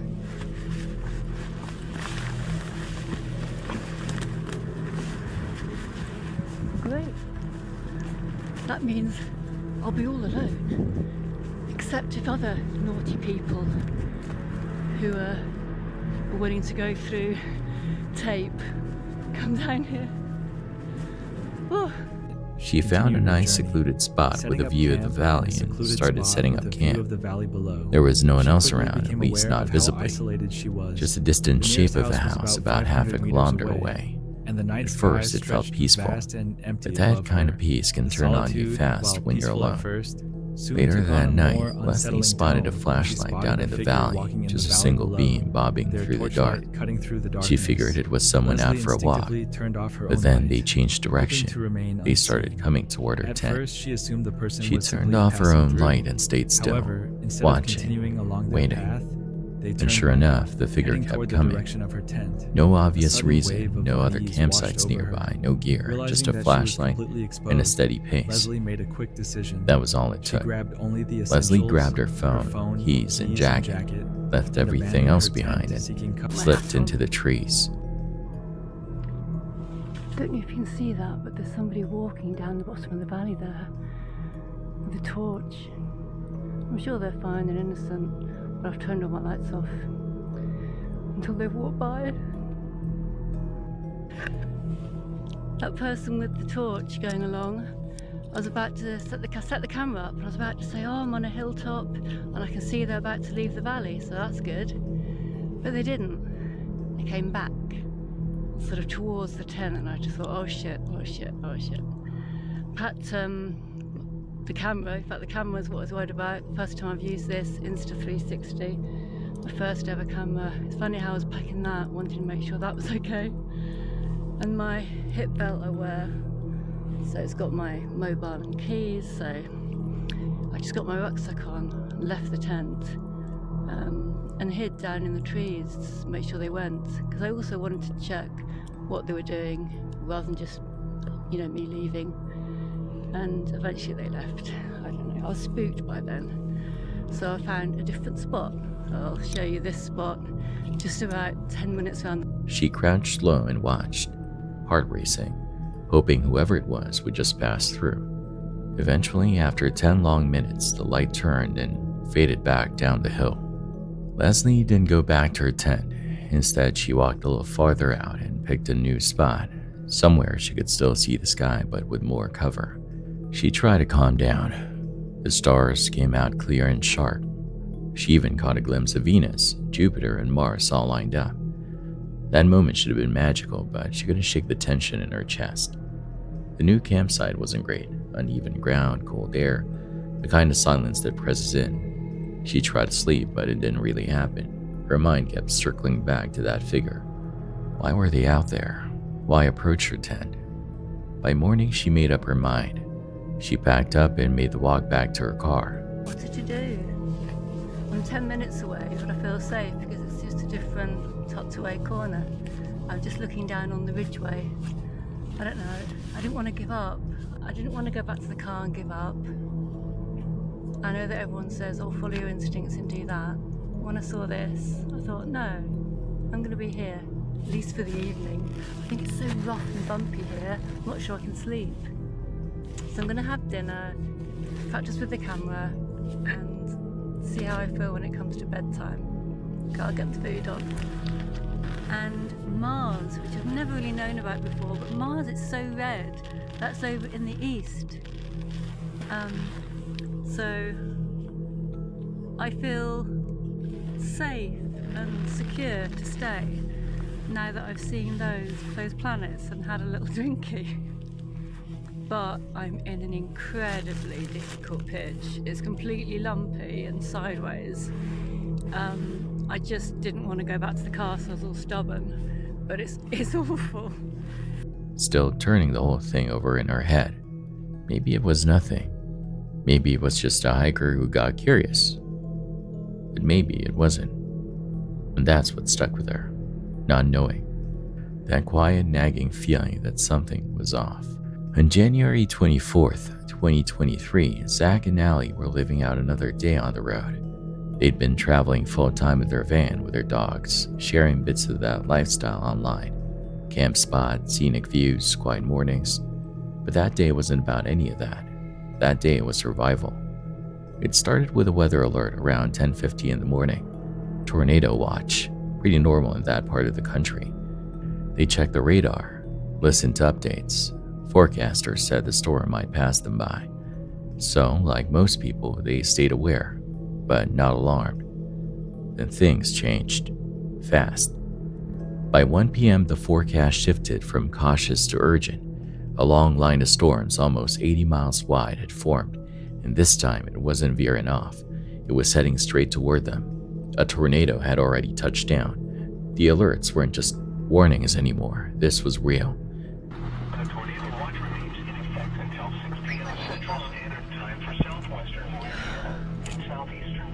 Having a panic attack. You're just gonna follow me if something goes wrong, right? Yeah? Seriously, babe. What? I'm gonna program this radio, put it on the NOAA weather, and then we can send it over to the neighbor's camper. That way he doesn't have a weather radio. Lawville where? Oregon? Is that what he just said? I have no idea. Orange. Where's that at? Here, we're in Orange. We literally are in Orange right now. Yeah, but there's not a storm over us. Orange is also really wide.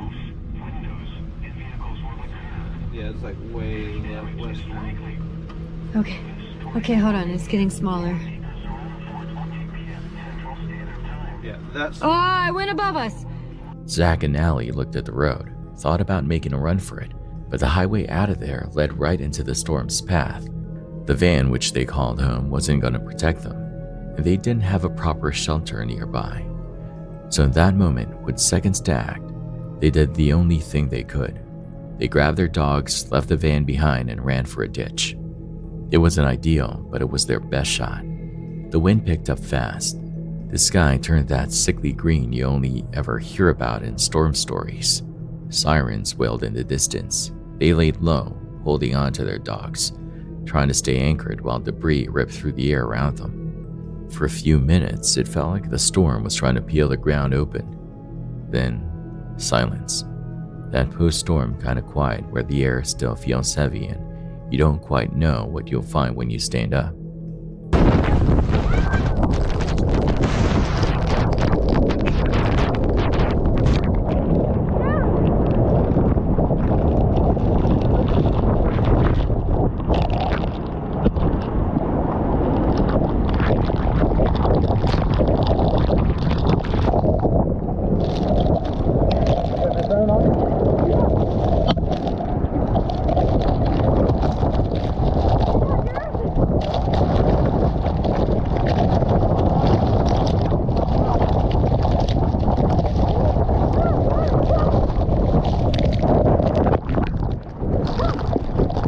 When they finally looked around, the damage was everywhere. Trees gone, power lines down, campers and trailers flipped like cardboard. Some vehicles were just gone, others were smashed beyond recognition. But somehow their van, completely untouched, not even a scratch. They rushed back to check on their things. The van was okay, but the area around them was a mess. A nearby mobile home had been leveled. One person didn't make it. Others had serious injuries. The hotel they thought about running to, direct hit. Yeah, I see that. Holy cow. It probably doesn't even look as bad on video as it does in real life. When all that stuff started hitting me, I grabbed my bag. I said, I'm getting ready to dive. Where did this piece come from? No good? Yeah. Alright. Yeah, because it looked like it went right through that way.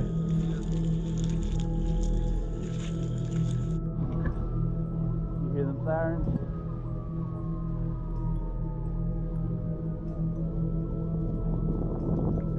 I'm gonna have to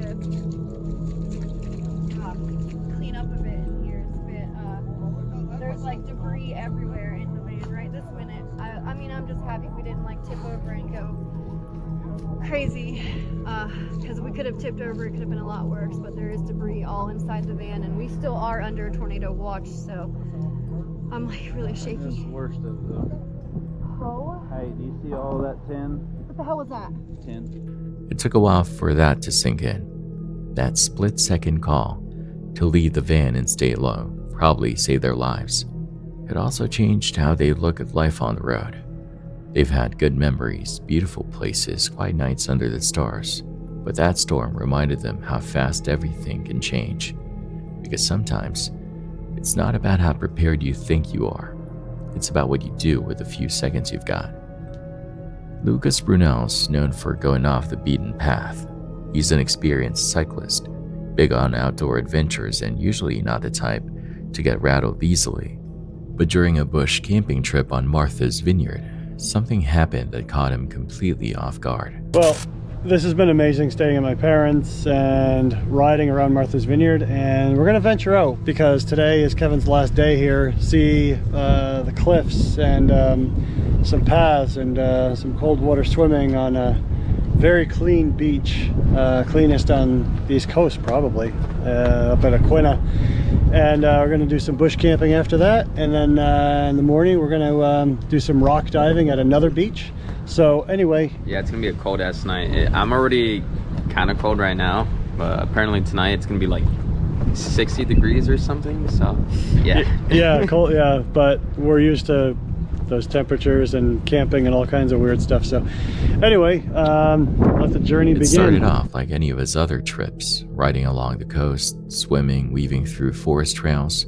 The group had plans to visit the Gay Head Cliffs and then head into the woods to set up camp before it got too dark. They got a little delayed and ended up pushing deeper into the forest just as the sun was starting to dip. Lucas later said there was a weird kind of stillness in the air.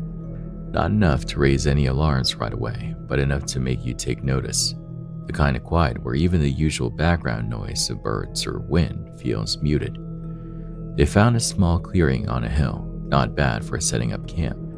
While the others started sorting out the tents and firewood, Lucas wandered off a bit to scout the area. That's when he came across something strange. Hidden a little deeper in the trees was a circle of disturbed earth, symbols carved into the ground. Charred sticks, odd little trinkets laid out like offerings. At first he thought it was just something left behind by other campers trying to mess with people. But it didn't feel random. The symbols were too neat, the setup too fresh. Whoever put it there probably hadn't been gone long.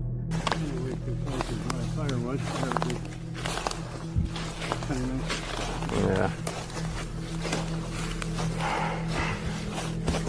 Wonder what your parents must think of you doing all this crazy shit. Dude, you're with me. Alright. Alright. I am not camping anymore. Dude, alright, dude. I know I said this satanic shit, but it's a joke. I'm not serious, man. Dude, I don't want to camp. I don't want to camp anymore. Then he heard something move. Not the wind, not an animal, just that slow, deliberate rustle that makes the hair on your arms stand up. He paused, looked around, couldn't see anyone. Then came the slow, steady murmuring, like whispers coming from somewhere deeper in the trees. That was enough. Dude, alright, dude. I know I said this satanic shit, but it's a joke. I'm not serious, man. Dude, I don't want to camp. I don't want to camp anymore. Yeah, but there's nothing. We can. Dude. This doesn't have to like. We can camp fine. There's nothing out here to get you. Yeah, then what was that noise, huh? Dude, you need to calm your. I know this is my last night. Dude. Yeah, enjoy the night with. Dude, Lucas. All right, yo, chill. You're joking, right? You're joking. He got back to camp fast, told the others what he saw, and nobody argued. They packed up right away, no hesitation. There was no sense in sticking around to figure out who or what had been in those woods. They rode out as quickly as they could, hearts pounding, checking behind them more than once just in case they weren't alone. After they'd put some distance between themselves and that clearing, they finally stopped to catch their breath. Nobody said much at first, just a quiet kind of disbelief that turned into a few nervous laughs. Some people online who watched the video think it might have been an occult site. Others say it was probably just a setup left behind by people trying to be edgy. Lucas didn't claim to know either way, but he made it clear, whatever it was, they weren't supposed to find it. It's the kind of moment that lingers, not because of what you saw, but because of what it did to you. Like the woods weren't just quiet. They were trying to tell you something. And for once, you actually listened. The YouTube channel Travel Beans, run by Emma and Alex, is usually all about road trip vibes, beautiful places, and stories that make you want to pack up and hit the road. But in March 3rd, 2024, they posted something completely different. Raw, heavy. We got a video that comes from real fear. They just bought an old camper van, one of those boxy 80s style rigs they named Frank. It had charm, character, they were obsessed with it. This was going to be their home for the next few months, maybe longer. They spent weeks getting it ready, fixing it up, making it feel like theirs. Then during a quick stop at a rest area, everything changed. Emma was inside the van, Alex was outside. He saw the smoke first, light at first, like something overheating. But within seconds it thickened, turned black. That's when he started yelling. Emma came out just in time to see what Alex already had. Flames. And not a little fire. The kind that moves fast, the kind you can't put out with a bottle of water or wishful thinking. Alex pulled out his phone and started recording, maybe out of instinct, maybe because that's just what they've always done. Document everything. A guy nearby ran over with a fire extinguisher and tried to help, but it was too late. So at this point, I knew there was smoke, and I guess I just assumed it was coming from the engine and kind of making its way into the cab. Yeah, so I was shouting at Emma to get out of the van instantly. That image of the van being on fire and Emma inside will probably stay in my mind for a very long time. It's something that keeps getting replayed. But this is when, so I had my phone on me, so started to record. So this is maybe 10 seconds after Emma got out of the van.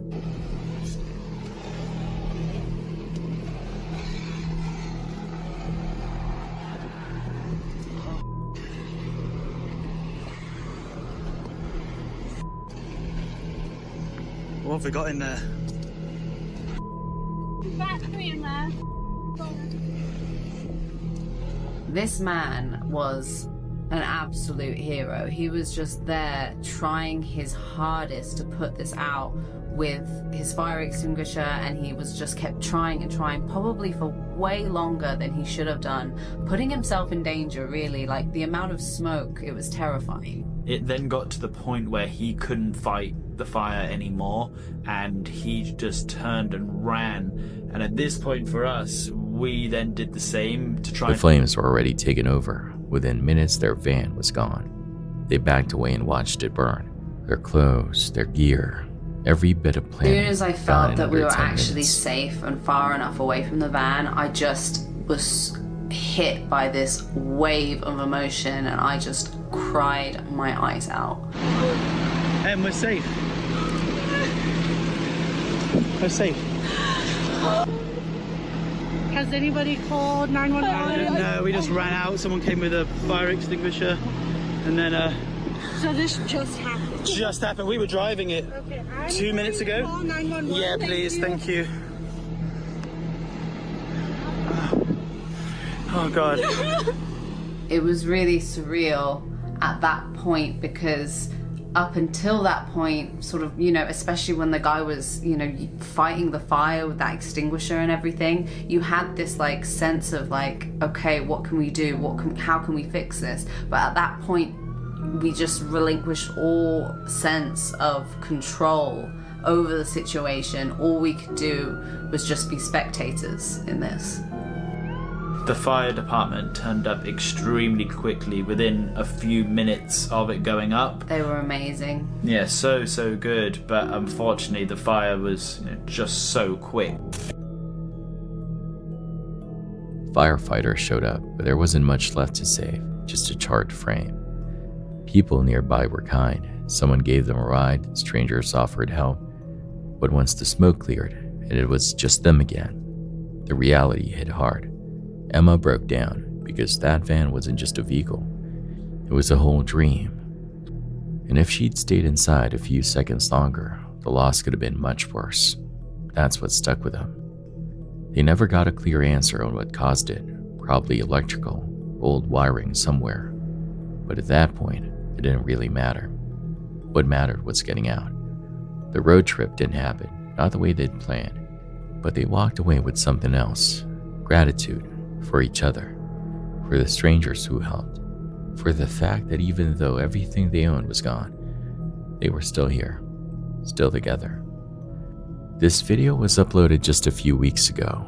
A solo camper heads out into the woods looking for some quiet and maybe a little bit of distance from people. He sets up a bivvy tent, lays out his gear nice and neat, and settles in for what should have been a peaceful night. At first, it really is. He starts off by cooking some bacon and eggs over his camp stove. It's simple stuff, not exactly gourmet, but it does the job. You can hear an owl in the distance while he's cooking, and the whole vibe feels like one of those rare, calm moments where everything just works. Did you hear that? That was an owl. Hopefully we're gonna hear some owls tonight. That was cool. Wonder where it is. Don't know why I didn't spot this before. There was a little tree stump I should have used, and I'm using that now. And it's actually balancing a lot better with it being on top of the tree stump, so I'm using it here now. So that's sizzling away now.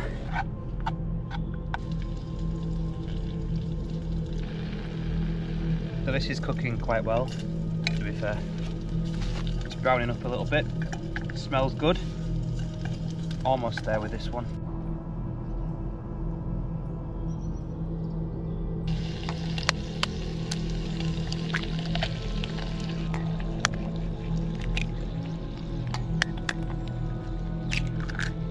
So it is almost there, but I should have brought some extra fuel, I think, for next time, because it is almost running out, so not doing too good. Look at this. So this is my food tonight. It doesn't look very appetizing. It's just scrambled egg and bacon. He even takes a little walk afterward, just to see how dark the forest really gets when you're this far out. With nothing but a lantern in hand, the shadows stretch long and tall, and every little sound feels just a bit too loud. But he brushes it off, just nature doing its thing. Once he's back in his tent, he zips it up, gets into a sleeping bag, and gets ready to call it a night. The forest is quiet again, and for a while it's all good. But then a bright light cuts through the thin fabric of his tent, and not just one, multiple flashlights and voices. Turns out a group of guys had wandered into the area, probably in their 20s, maybe teens. Their flashlights sweep across the trees, the trail, and eventually his tent. He doesn't say a word, just stays still, trying to listen. They're not yelling or acting wild, but the whole thing feels off. They're clearly not expecting anyone else out there, and for a second it's hard to tell what their intentions are. They hang out near this old brick structure a few steps away, and one of them, maybe realizing they've spooked someone, says something that sounds like an apology. Turn around, there's somebody sleeping in the tent behind there. Go to the tent, right there, bro.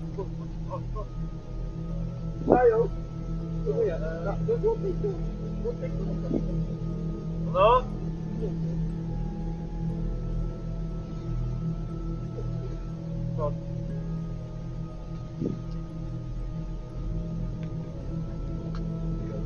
I told you it. Oh, it's the real boy, together. Yeah, but I don't want the guy to feel threatened at all, do you know what I mean?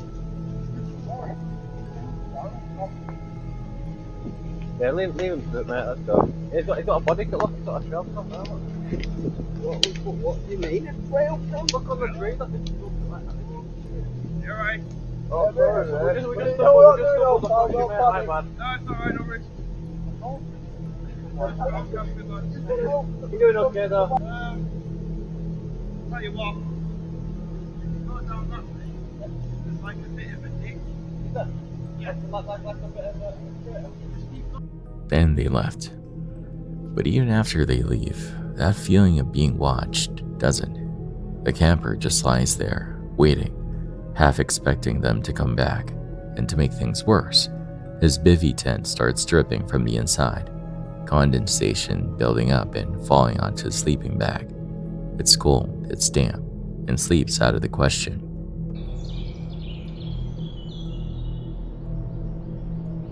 It's a small amount of space. Water can gather because of condensation, and I had that issue last night.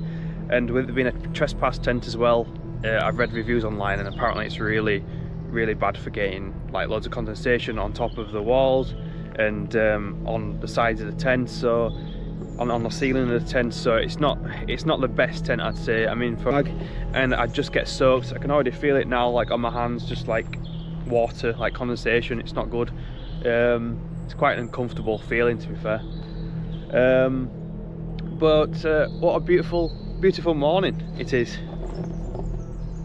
Got the birds chirping. I could hear owls last night. I saw an owl last night, which was really cool. That was awesome. And also, to be honest, the lads were fine. They were very apologetic when they came through, and I don't think they had any bad intentions, and they were sorry that they disturbed me. So I don't think they were bad people. I think they were just trying to find somewhere fun. They're probably young lads in their early 20s, just trying to have a bit of fun in the woods at 11 in the night. But yeah, we all have our hobbies, I guess. Morning eventually rolls around. The woods feel different in the daylight, lighter, safer. Birds are chirping, the leaves are moving gently in the breeze. It's a peaceful contrast to the night before. He packs up, still thinking about what happened. The guys probably weren't out to cause trouble, just wandering around, maybe exploring. Their apology helped ease the nerves a bit. But the whole thing was a reminder. Out here, alone in the dark, it's not always the wildlife you have to watch out for. Sometimes it's just the unknown, people you don't expect, showing up in places you think are yours for the night. He says it didn't ruin his trip. If anything, he's already planning his next one, just with a little more caution this time. For the last story, we head into the woods of the UK. It's from a channel called Welcome to the Woods UK, run by a solo camper who documents his overnight stays out in the British wilderness. This video, uploaded back in February 2024, starts out pretty calm. He's heading to check on a remote cabin he'd been slowly building. But when he gets there, the whole thing's been wrecked. Beams split, walls knocked over, everything scattered. At first he figures it might have been vandalized, but the more he looks around, the more it doesn't add up. There are no fingerprints, no tire tracks, no sign that anyone had been through. Luckily, he had trail cameras set up nearby. When he checks the footage, that's when it gets weird. One of the cameras catches a figure moving through the trees.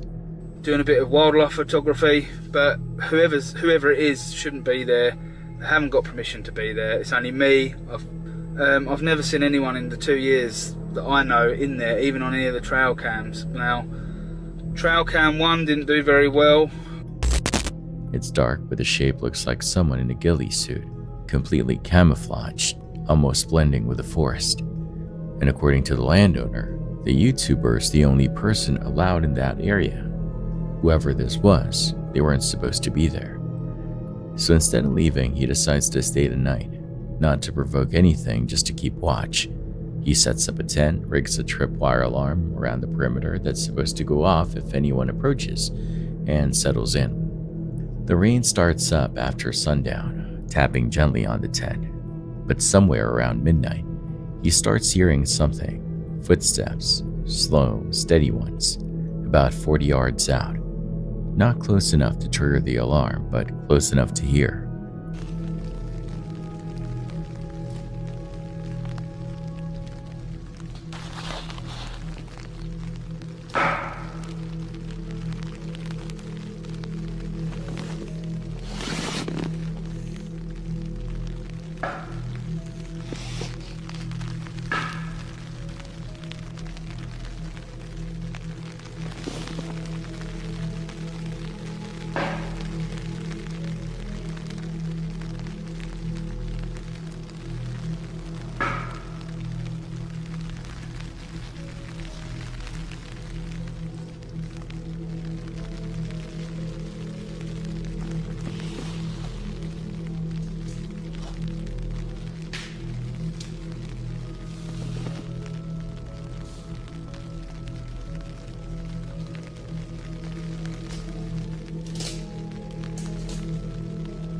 Then comes a different sound, like logs being hit together.